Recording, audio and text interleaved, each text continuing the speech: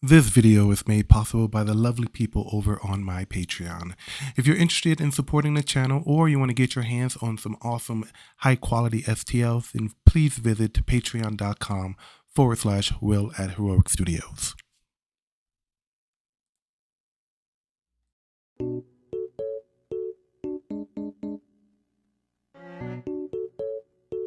You know, I had this whole thing set up. I had my green screen up. I had good lighting. I had my video playing. It was going to be great.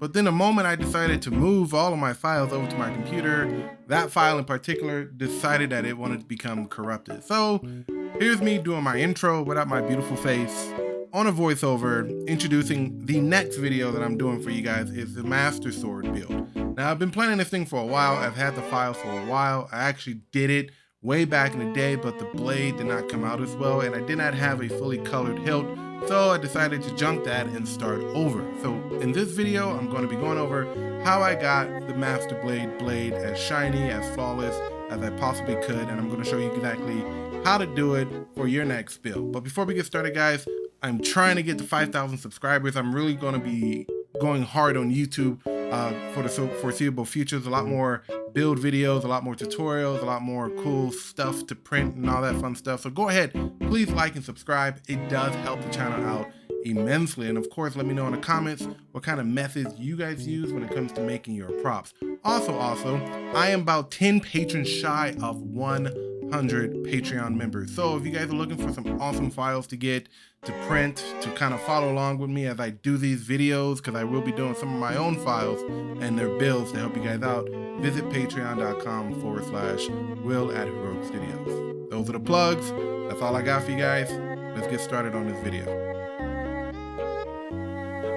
So here's our printed blade, fresh off the print bed. I used my bamboo X1C to print this out. And as you can see, it looks flawless in terms of layer lines. But if you look really close, you can see that there are some print lines on here. Now, you can go ahead and cheat and try and get away with just throwing some filler primer on here and starting painting it if you want to get away, if you don't care about it looking like a real blade. Unfortunately, I want this thing to look as flawless as possible. So what I'm going to do is I'm going to show you exactly how to bring out the print lines and to know exactly what it is you need to do. Now, you don't need to do this for every part, okay? This is good for one part only because this is all printed at the same time. Now, if you're using multiple printers, your print lines are going to vary, obviously. So I'm going to show you what you need to do to kind of bring out what the print lines are going to look like. And what you're going to do is you're going to want to use your 2-in-1 filler primer. All right, cool. Let me show you. I brought the tip of the blade over to my painting section right here, and I'm going to be using this 2-in-1 fillable primer to kind of bring out the print lines. I know everyone want to try to get out of, sanding. Sanding is a dread, but if you want your props to look good, you really got to put in the time post-processing. That is key. So we're just going to spray a little section of this.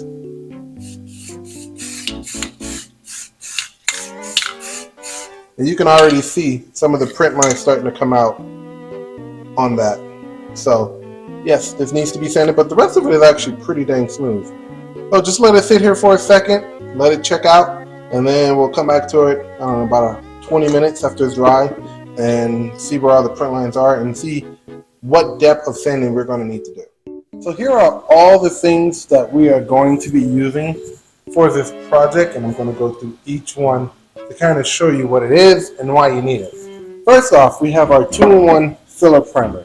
This is what's going to be used to kind of fill in the gaps that we have on our sword after we've done sanding the project. This also primes the surface for paint. Now for this, the paint color, I'm going to prime it with this metallic dark metal. I love this stuff so much. It gives it that unique kind of shiny metal surface. So when it comes to actually putting on the metallic finish, you're going to get a nice kind of dusted silver. I normally use this with my gold, but it works really well. And I'm going to be using this Rust-Oleum silver here. This is a really good finish. I use the gold a lot on my Triforce and Spiritual Stones, and it comes out fantastic. So I'm going to try the silver version of it. Hopefully I get the same effect. Next, you're going to need a respirator.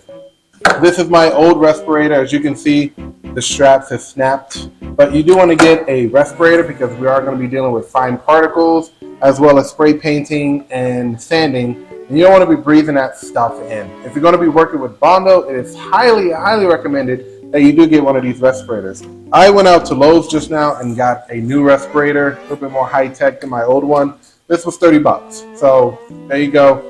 Not a lot for your health. Make sure you're not breathing that stuff in. Frog tape. This is what I use for masking both on resin statues and for projects like this to kind of mask off certain areas. And for this one, I'm actually going to be masking off the Triforce insignia that is on the Master Sword, and I'm going to be doing that in a gold. This stuff works great. It does not tear off paint until you've actually sealed it. So make sure you do seal it with a clear coat, which I'm going to show you before we get started with the painting. So this stuff looks great. As for filling in, normally I use Bondo, which the stuff works great, but it is very, very not good for you, which is why you want to use a respirator when dealing with this stuff. This stuff works great.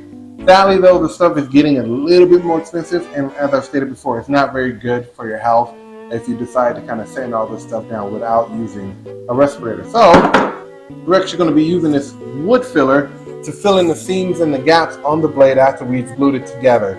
This stuff works just as well. Let it dry, and then we're going to sand it down to get a seamless look in between each part of the blade. This stuff, fairly inexpensive as opposed to this, which is like $10 per tube.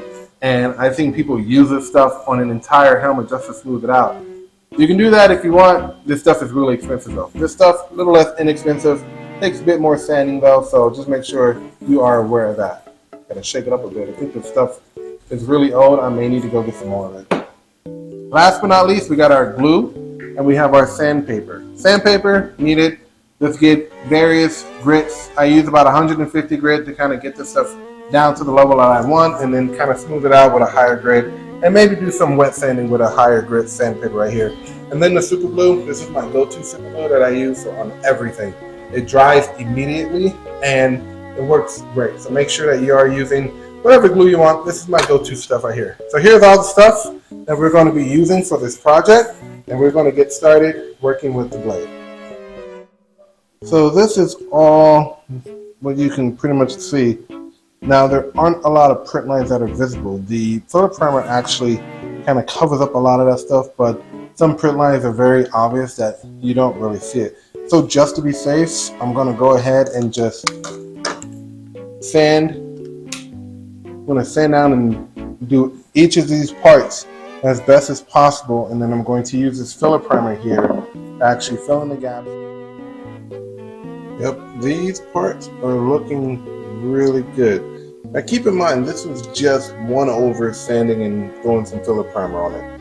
Usually you have to do it a few more times in order to get that perfect little look to it. This one can use a little bit more sanding, but for the most part, it looks really good. So we're going to hit some more sanding on these parts and see how it looks after the fact. So if I didn't make it clear before, I'm going to make it clear now that we are not going to be working on the hilt. The hilt is already done. I ran this bad boy on my Bamboo X1C, and as you can see, it looks great. Now, people debate that the blue should be purple. I don't care. I like it blue. It gives it more of that shine and more of that Hyrulean masterpiece look to it. Yes, it's a masterpiece. Now, these parts were printed all at once, and when it comes to doing a prop, you want to make sure that the best thing that you have is the structural integrity.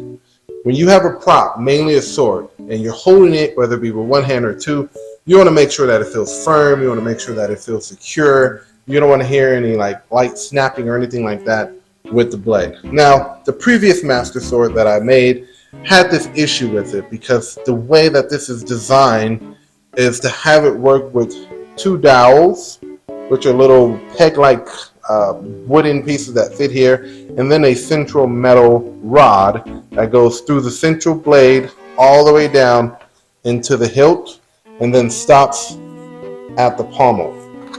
So this thing is getting structural support centrally all the way down from the tip of the blade all the way through. Now, if you want to go ahead and make this a more structurally sound blade, obviously you want to utilize the holes with the dowels. Problem is that the size dowels that we have here, they're not available. These are 6mm wide dowels, and what we need to do is actually figure out how we're going to go ahead and make this work to where this is not only an issue with structure, but also used as a guide to when it comes to gluing these parts together. So I got my calipers right here, and we're going to measure the diameter of the hole and how deep it goes. So this is about 5.8. I'm going to round it up to about 6. And then the depth is about 13 millimeters. So we need to figure out something that is about 6 millimeters wide in diameter and about 12 millimeters deep. Now what happens is that there's nothing here that is supposed to actually do that, unfortunately.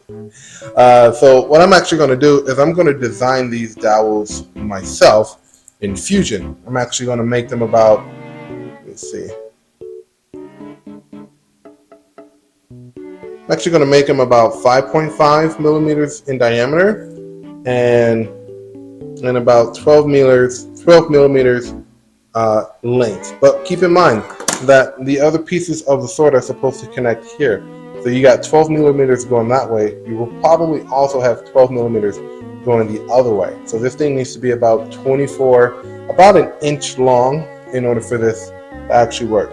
Now keep in mind that I'm not looking to fill the gap in these little dowel holes. What I'm looking for is a snug fit to fit together.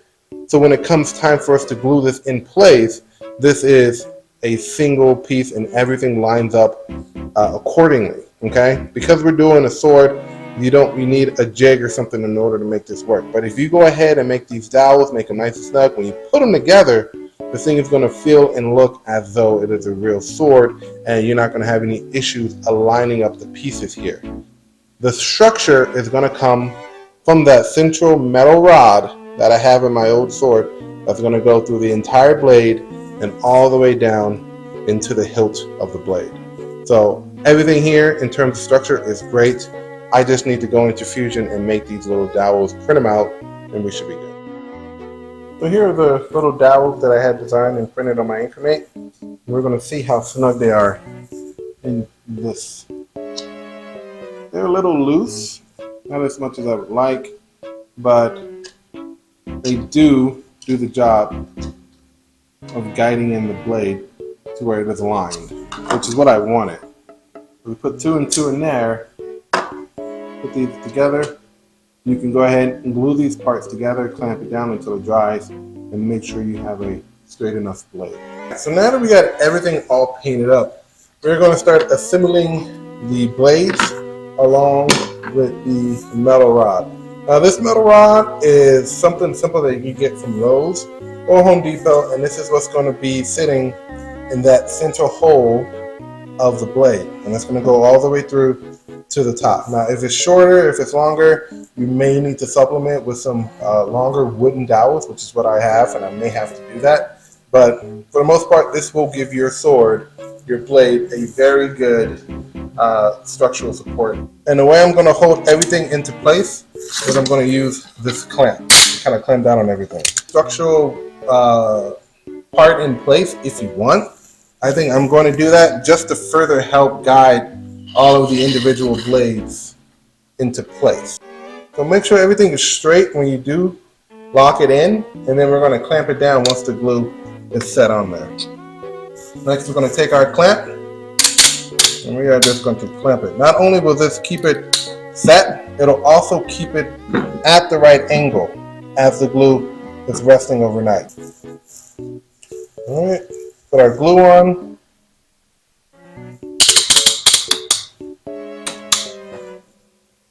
There you go. And then check to make sure that it's straight, as straight as possible.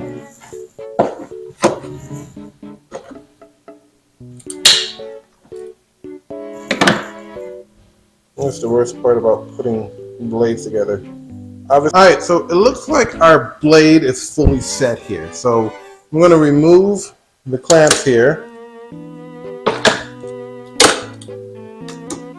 And I'm going to double check if it is indeed good to go. Yeah, that looks good to me. Pretty damn good. All right. Next, we are going to start adding our wood filler to the mix. Got it. Now, we're going to apply a liberal amount of wood filler along the seams here, because those are parts of the blade that we want to cover up. Now, don't get nervous about how much wood filler you're going to apply, because at the end of the day, we're going to let this sit overnight and we're going to sand it down tomorrow. So these little areas here where we've attached the blade, that's where you want to put the wood filler. Now, you might end up wanting to put maybe some Bondo on it. It's up to you. Go ahead and do that.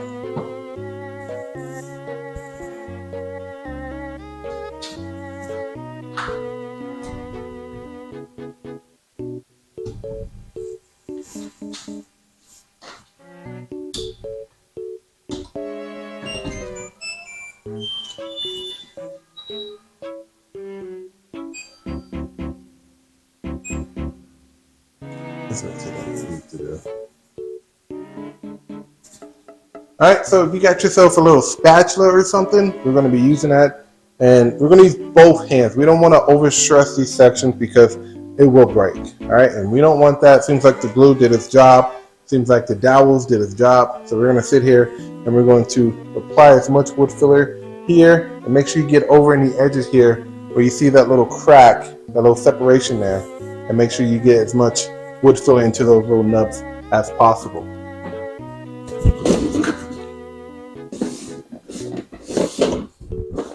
Walnuts, peanuts, pineapple smells, grapefruit, oranges, and coconut shells. What? Alright, so we have let this stuff sit overnight, and as you can see, it is a little bit grainy, which is good. That's what you want.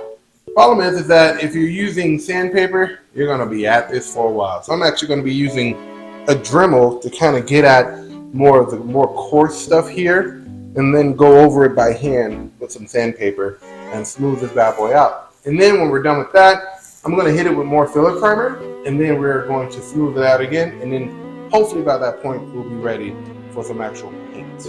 All right?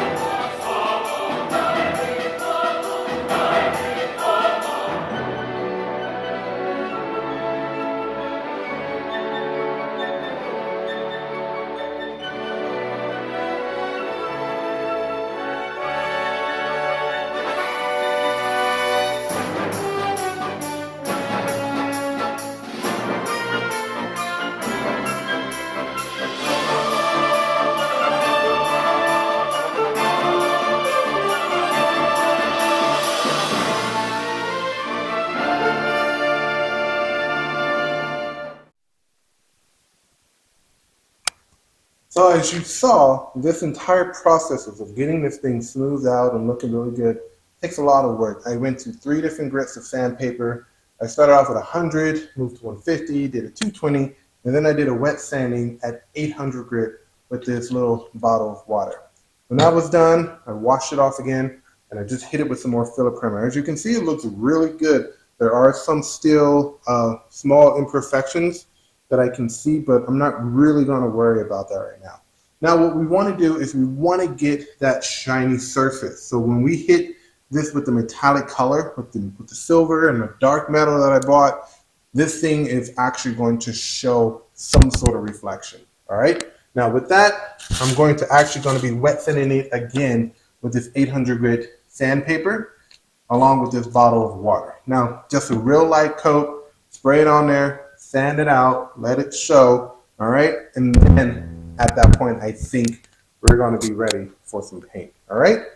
Cross your fingers, let's get started with this.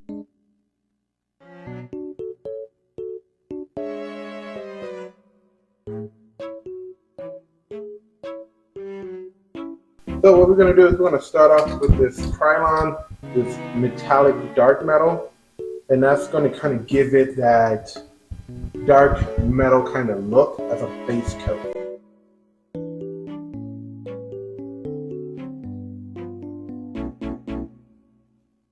All right, let's check it, make sure everything is dry.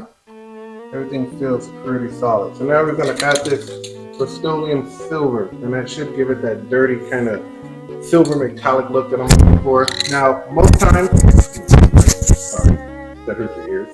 Most time when it comes to painting, you want to go ahead and use a lighter base coat, more like a white, to kind of bring out that shine. But I've been using this dark metal on like metallic colors, like this Rust-Oleum gold here, and it looks great. It gives it that ancient, dirty feeling. So I'm hoping with this, I'm gonna get this ancient metallic sword kind of feel with this thing. So let's give it, shake it up, and put my mask on.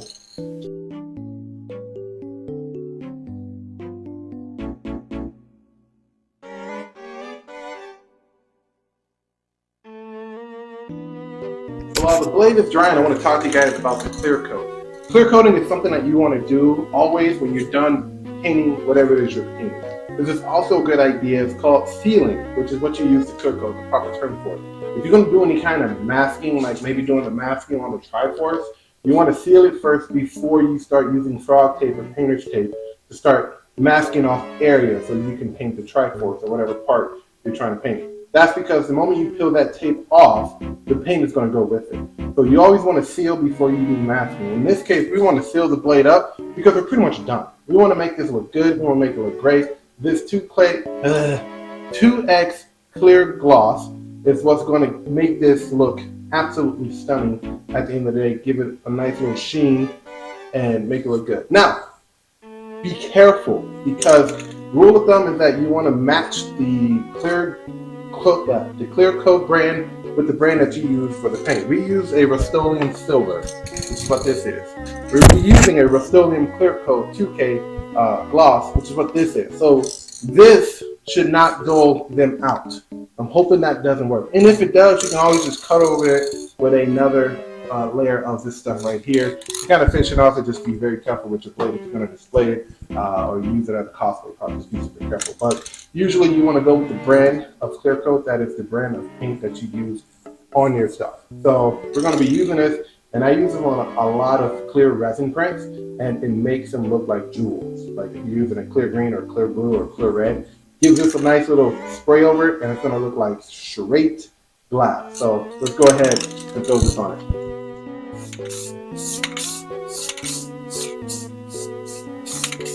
Alright, so our blade is looking good.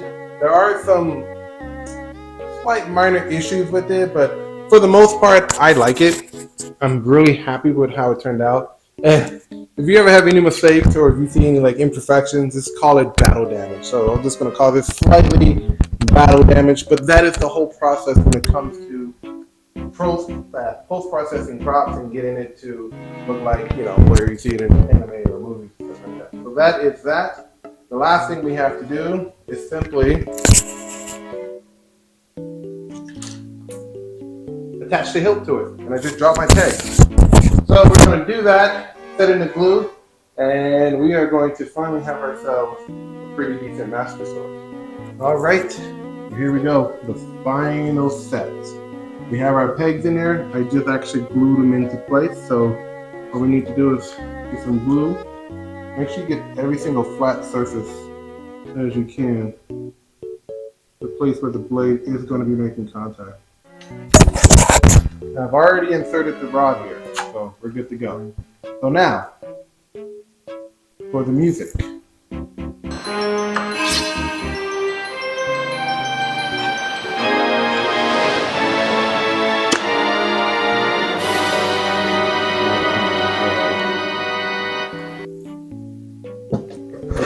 Any excess glue.